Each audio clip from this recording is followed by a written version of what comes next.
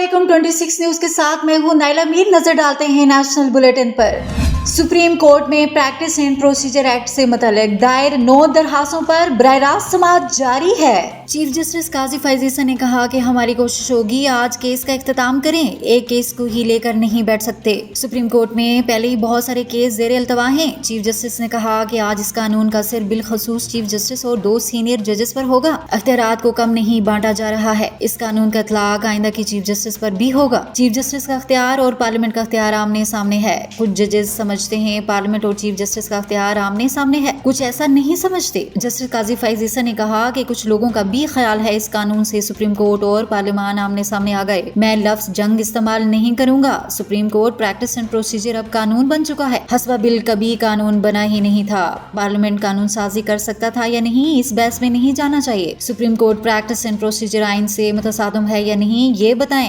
Chief justice ने मजीद कहा कि अदालत जब आईनी तरमीम भी देख सकती है तो बात खत्म होगी। अगर कल पार्लियामेंट कानून बनाती है कि बेवाओं के केसेस को तरजीह दें, क्या इस कानून साजी से अदलिया की आज़ादी मुतासर होगी?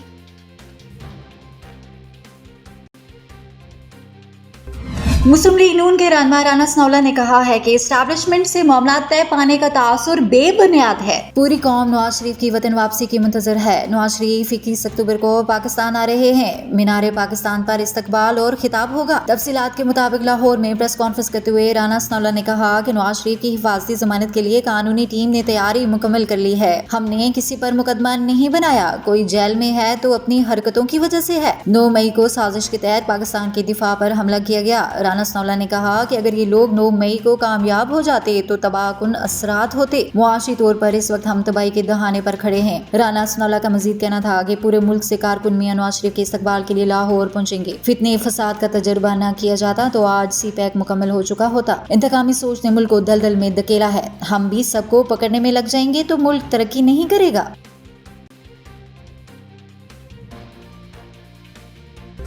साबिक वफाकी वजीर फवाद चौधरी ने इस्लामाबाद की मकामी अदालत में ज़ेर समाअत सरकारी मुलाजमीन को उकसाने के केस में बरियत की दरखास्त दायर कर दी। तफसीलात के मुताबिक एडिशनल सेशन जज इस्लामाबाद तैयबाज सप्रा ने फवाद चौधरी के खिलाफ सरकारी मुलाजमीन को बगावत पर उकसाने के केस की समाअत की। फवाद चौधरी अपने वकील फैसल चौधरी के हमरा अदालत में पेश हुए और बरियत की दरखास्त दायर करते हुए मौक़िफ़ अपनाया कि मेरे खिलाफ मुकदमा सियासी बुनियादों पर बनाया गया, कोई सबूत नहीं, न ही FIR में लगाई दफात का इतलाक होता है। दरखास्त में फवाद चौधरी की जानिब से कहा गया कि चालान में बुनियादी नौयत के सबूत भी नहीं हासिल किए जा सके। मदई इलेक्शन कमीशन का मुलाजिम है। बयान को सपोर्ट करने के लिए मुलाजिम का बयान शामिल नहीं किया गया। फवाद चौधरी की जानिब से दायर की गई दरखास्त में मजीद कहा गया कि रिकॉर्ड से मालूम नहीं होता तकरीर से इश्तिहाल या नफरत फैलाई गई। अदालत इस केस में बरियत की दरखास्त मंजूर करे, फर्द जुर्म आयद नहीं हो सकती। बाद अज़ां अदालत ने फवाद चौधरी की बरियत की दरखास्त पर फरीकेन को नोटिस जारी करते हुए केस की समाअत 21 अक्टूबर तक मुलतवी कर दी।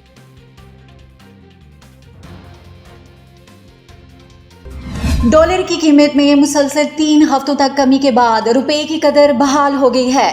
कारोबार के आगाज पर इंटरबैंक में डॉलर 1 रुपये 1 पैसे सस्ता हो गया, जिसके बाद डॉलर की कीमत 285 रुपये 75 पैसे हो गई। गुज़िश्ता रोज कारोबार के इख्तिताम पर इंटरबैंक में डॉलर 286 रुपये 76 पैसे पर बंद हुआ था। दूसरी जानब स्टॉक मार्केट में कारोबार का मस्बत आगाज हुआ। पाकिस्तान स्टॉक एक्सचेंज का 100 इंडेक्स 162 पॉइंट्स के इजाफे के साथ 46,799 पॉइंट्स की सतह पर आ गया।